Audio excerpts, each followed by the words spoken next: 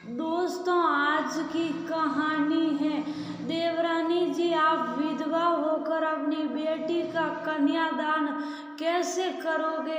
दोस्तों, कहानी शुरू करने से पहले अगर आपने हमारे चैनल को अभी तक सब्सक्राइब नहीं किया हो तो कर लीजिए, ताकि आपके पास पहुंच सके हर नया वीडियो।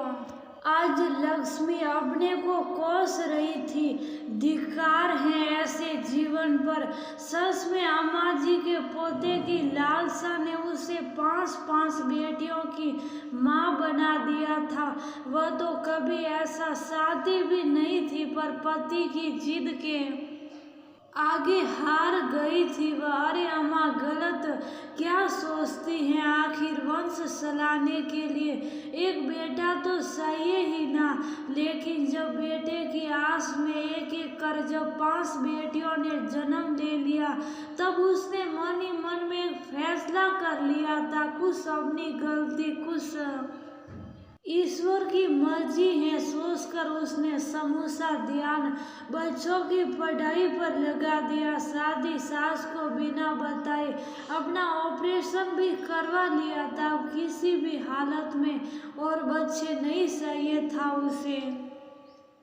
सभी बेटियों खूब तेज और पढ़ाई में होशियार हो गई। लक्ष्मी को संतुष्टि होता, वह अपने पति से कहती, देखिएगा मेरी बेटी ही हम दोनों का नाम रोशन करेगी। अम्मा जी निराश होकर शांत हो गई थी। जैसी ईश्वर की मर्जी, 500 बेटी का नाम भी लक्ष्मी ने सोच कर रखा था। सोना चांदी हीरा पना मोती। पति से वह अक्सर कहती, मेरी ये 5 रत्न जब जगमग करेगी तब दुनिया देखेगी। और सचमुच बड़ी बेटी डॉक्टर बन गई, दूसरी नेवी ऑफिसर। तो पिता का कलेजा बहुत ऊंचा हो गया। तीसरी पुत्री इंजीनियरिंग की पढ़ाई करने के लिए पुणे चली गई। बेटी को वहां सेटल करने के बाद पिता जब वापस लौट रहे थे, तभी उनके ट्रेन का एक्सीडेंट हो गया और फिर उनकी मृत्यु हो गई। वे बुरी तरह घायल हो गए थे, पहचान में नहीं आ रहे थे। फटे हुए जेब में उनके आधार कार्ड से उनकी पहचान हुई। लक्ष्मी की तो दुनिया उजाड़ हो गई थी। रो रो कर बुरा हाल था उसका। फिर वही सब हुआ। परिवार के बहुत सारे लोग जुट गए, कार्यक्रम समापन हो गया। सभी लोग अपने घरों को लौट गए। किसी ने ये नहीं पूछा कि अब कैसे जीवन यापन होगा, कैसे शिक्षा पूरी करोगे। अपने आंसू खुद ही पोंछ दिए उसने। अब उसे ही इन बच्चों के लिए जीना होगा, कैसे करके भी शिक्षा में कमी नहीं होने देगी वह। फिर लक्ष्मी ने स्कूल में टीचर की नौकरी कर ली, घर में भी ट्यूशन पढ़ाना शुरू कर दिया। खाली समय बचता तो कपड़े सिलती, एक दुकान भाड़े पर ले लिया और 4 सिलाई मशीन खरीद लिया। 4 कारीगरों को रखा सिलाई के लिए। इस तरह आमदनी का उपाय कर लिया। घर लौटती तो रात के 12 बज जाता। घर में बाकी बेटी परीक्षा की तैयारी करती और घर के काम में माँ को मदद भी करती। इस तरह जीवन रूपी निया आगे बढ़ने लगी। बेटे के मौत से अम्मा जी भी टूट गई थी। 6 महीने होते वह भी दुनिया से चली गई। जीवन बढ़ता गया। 2 बेटी ने अपने पसंद के लड़के से शादी की इच्छा जताई तो लक्ष्मी ने सेहरा सभी करती दे दिए। दोनों होने वाले दामाद सजाती और एक ही प्रोफेशन में थे, तो इनकार करने का सवाल ही नहीं था। और लक्ष्मी पुत्री को खुश देखना भी चाहती थी।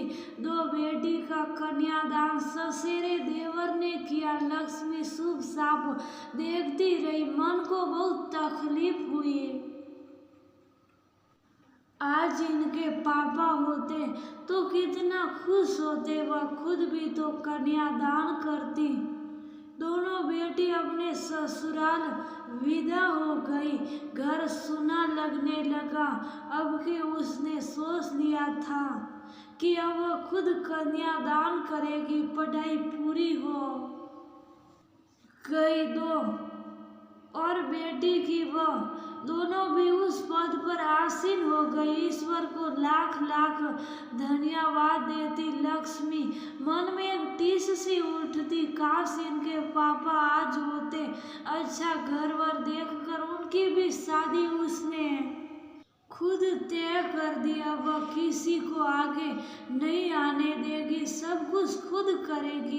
कार्ड सब गए, परिवार में बांट दिया गया। बहुत सारे लोग जुट गए, कानाफूसी हुई। कन्यादान कौन करेगा इस बार? पंडित जी आ चुके थे। बारात द्वार पर आ गई। परिश्रावण हो चुका था। आवाज लगाई पंडित जी ने, हाँ अब कन्यादान के लिए आगे आ जाए।